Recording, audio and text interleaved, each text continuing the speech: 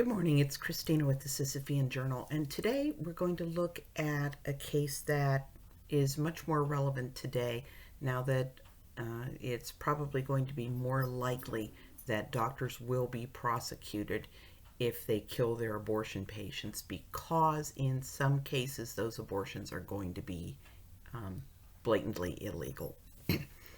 So in the afternoon of Monday, October 3rd, 1937, a doctor whose name the authorities would not divulge admitted 22-year-old Eleanor Haynes to Hackensack Hospital in New Jersey. She was suffering from peritonitis. Eleanor gave a dying statement implicating 55-year-old Dr. P. Ralph McFeely.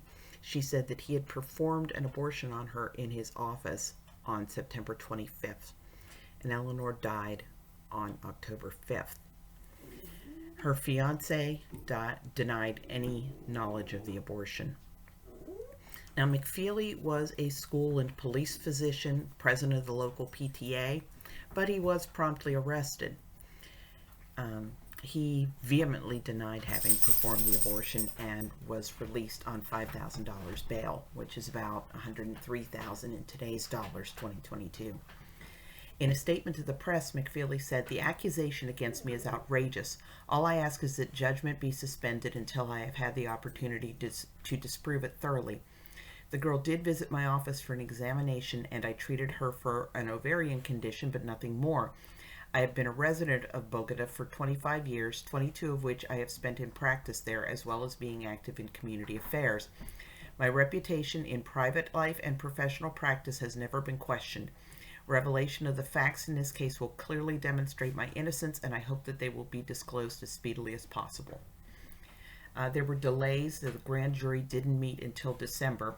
They heard evidence for 2 days, and among the witnesses were the county physician who had performed the autopsy and the assistant prosecutor who had taken Eleanor's dying statement, along with Eleanor's fiancé.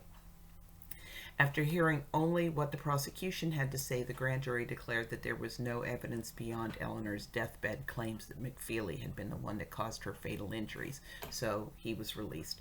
The community clearly believed his innocence, since he resumed his practice and his civic duties after the charges were dropped.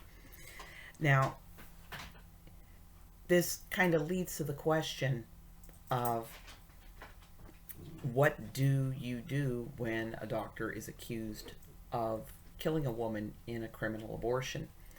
Now, it used to be believed that people would not lie in a dying declaration because they knew that they were going to stand before God very soon, and if they lied, they could be held very, very accountable in the afterlife for those lies.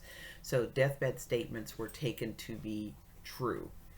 They were taken to be statements that the person was making on pain of damnation.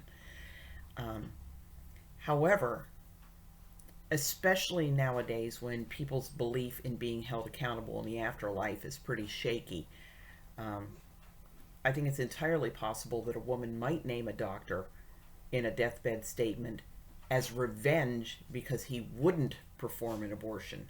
And, the current attitude among people who find killing fetuses to be a perfectly acceptable way to deal with your problems, the world owes you an abortion.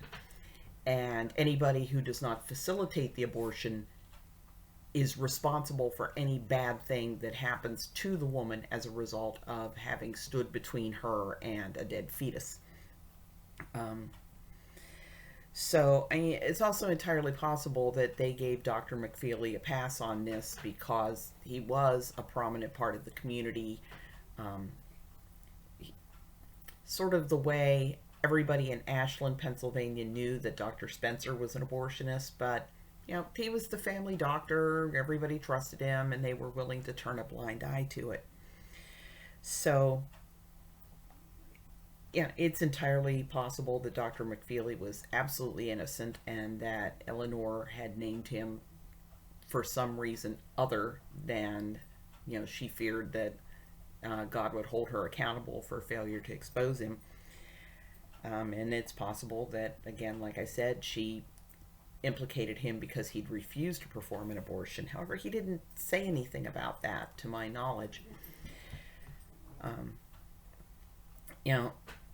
it puts you in a situation. And I mean, I'm certainly hoping that, you know, the next doctor who perpetrates an illegal abortion, now that states are free to ban them, will be held legally accountable for any women that they kill in the process of killing the babies. And the doctors know that these are babies.